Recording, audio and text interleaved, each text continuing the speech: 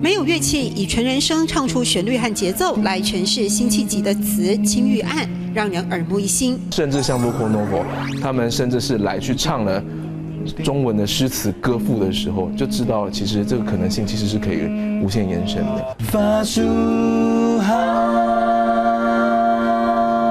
个年轻人唱出 a cappella 新的可能性，找到独特的风格。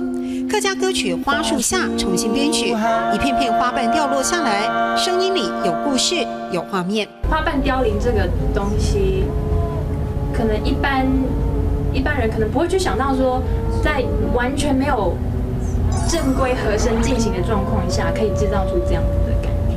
专修长笛的陈志祥加入乐团后发现，人的声音比乐器能表现的类型更广。结合热爱合唱的李燕珍、黄兴伟、翁纯义，团长刘玉如负责编曲和创作，让欧洲中世纪开始发展的阿卡贝拉更有东方味。我们自己要去控制所有的声音的平衡的大小，而且5个人的那个 balance 要一起，那个画面才会真的出来。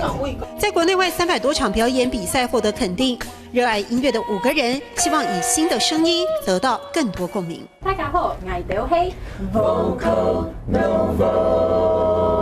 哦，这是简单的音，可是就会听出特色，表演真精彩。